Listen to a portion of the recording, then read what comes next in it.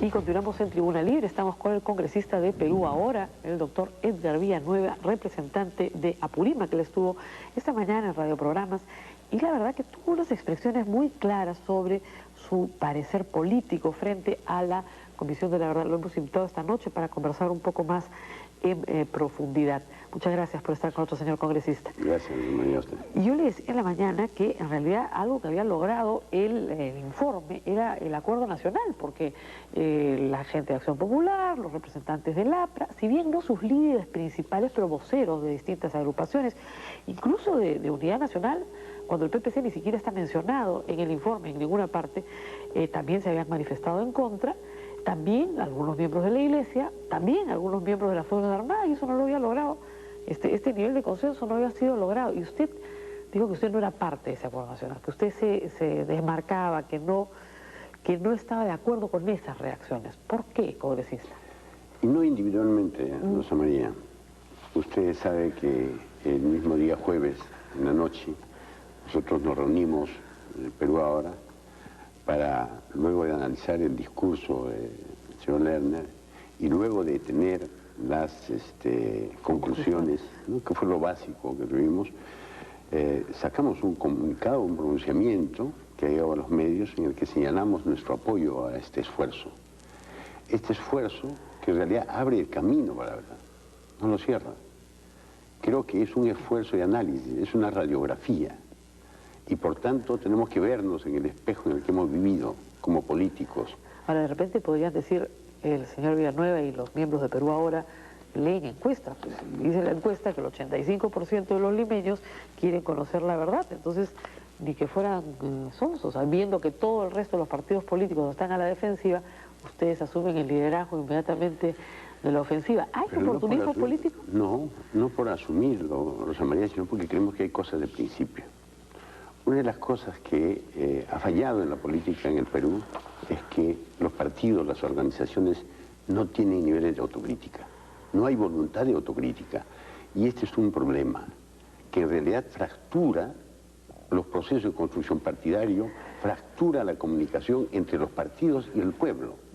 Yo no entiendo cómo, por ejemplo, pueden perder esta valiosa oportunidad los partidos que estuvieron en el gobierno y que cometieron errores evidentes, que nadie puede negarlos. Hay que estar ciegos o hay que pretender engañar a los jóvenes que recién están creciendo para decirles que no han tenido responsabilidad. Los que han ejercido el poder han tenido responsabilidad. Pero el que ejerce el poder siempre la tiene. La pregunta es, ¿había forma de que actuaran de manera distinta? Yo creo que sí. Había formas de actuar de modo distinto. ¿Por qué? Primero, porque había necesidad de entender bien el fenómeno y no se entendió. Yo critiqué en la mañana, que me escuchó a Rosa María, que por ejemplo en Acción Popular se decía que era un grupo de avijeos al comienzo. Dijeron que era una expresión del 63, 64 y que después se extrapoló al 80. Así es. Y luego, ¿qué hizo? ¿Qué hicieron los dirigentes del Partido Acción Popular? Dijeron que los informes de derechos humanos botaban al tacho de basura, que no servían para nada. Igual fue en el caso de Alan García, que no entendiendo el fenómeno terrorista, las profundidades mesiánicas del senderismo, llegó incluso a ensalzar a los terroristas. ¿Fue ese o no un error? Por supuesto, la visita a la tumba de Edith Lagos, la creencia de que se podía dialogar incluso con Sendero, fueron errores políticos. Y creo que eso se puede y se debe reconocer. Es más, creo que se debe reconocer que se respondió desde el Estado con métodos similares, iguales a los que usaba el terrorismo. Se rebajó el nivel del Estado a nivel represivo. Y eso lo dice la Comisión de la Verdad, no de manera generalizada. Y no señalando a las Fuerzas Armadas como que si las Fuerzas Armadas como institución cometieran delitos, porque tú lo sabes como abogada, que las personas jurídicas no cometen delitos, sino hay personas, grupos, se formaron hasta bandas para matar sistemáticamente. Ahora, usted tiene una experiencia personal valiosa porque usted vivió en Apurímac en los años 80. Así, yo he estado en Apurímac constantemente. Ahora, usted tiene además una militancia de izquierda. Y hay a la izquierda también una crítica muy dura. Usted fue parte de esa militancia que apoyaba a, digamos, sus dirigencias a nivel nacional. ¿Qué les pasó? Porque usted también era un político, ¿no? Bueno, en el mira, sentido más amplio de la sí, palabra. es verdad, nosotros participamos en la vida política desde hace muchísimos años y diremos, como decía André Malraux en una de sus obras, creo que en La condición humana, ¿no? Todo viejo político es como una bella mujer, tiene su pasado, tiene su pasado. Y es verdad, todos tenemos un pasado y tenemos que asumir, ¿no?, los errores. Y la izquierda, y aquí yo noto una autocrítica de quienes fueron de izquierda o quienes son o tienen tendencia izquierda, acá está el doctor Bernales, aquí está Ames, etcétera, que asumen autocríticamente en este documento la tesis de que no definieron con claridad su posición frente a Sendero. Que una situación ambigua en lo que se refiere, por ejemplo, a mi militancia, Izquierda Unida, el UNIR. También faltó firmeza.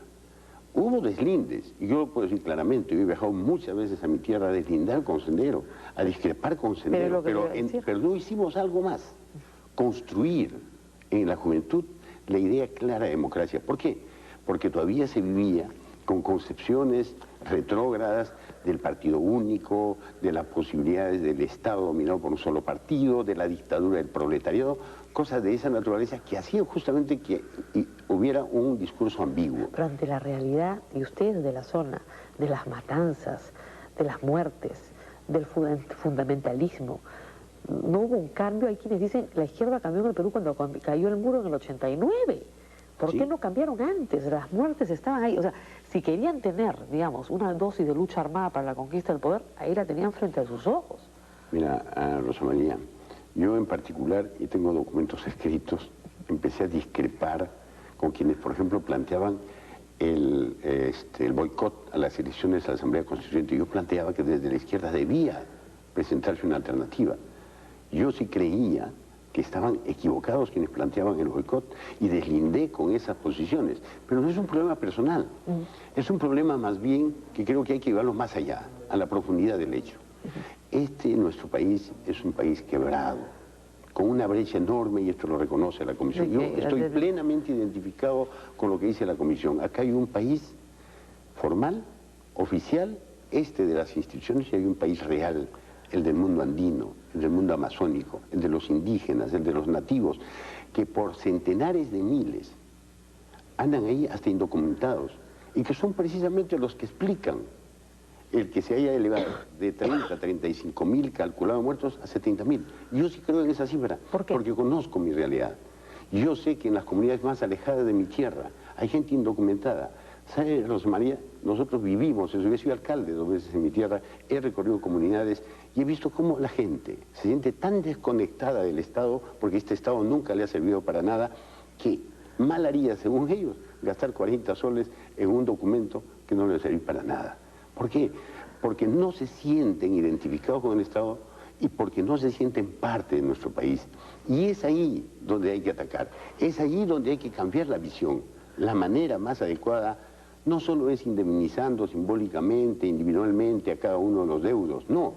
Aquí la reivindicación es histórica. Los Andes, que es la columna vertebral de nuestro país, pobre, abandonado desde hace siglos, tienen que ser reivindicados. Y para esto tenemos que tener políticas claras. Y tener políticas claras supone inversión. Por ejemplo, hay que descentralizar económicamente el país.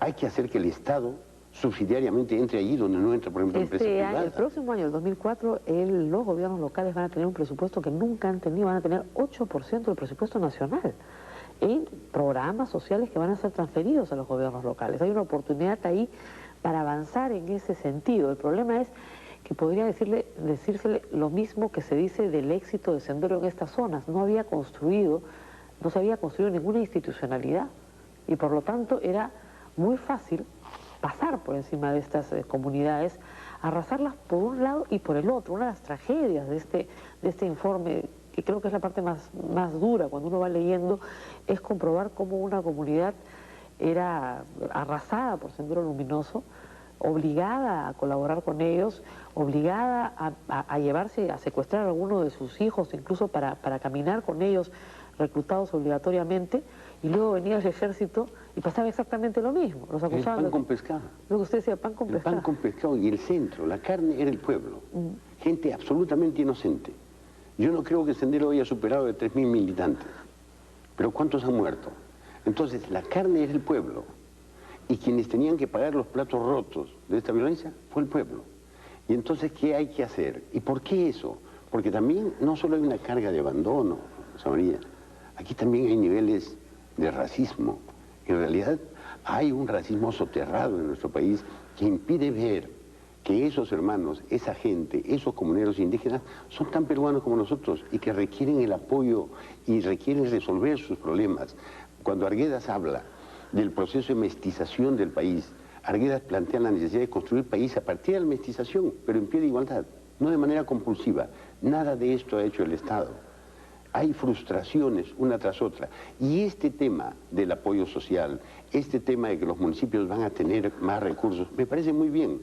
Pero si se sigue manejando como hasta hoy, como dádiva, como regalos, no se resuelve nada.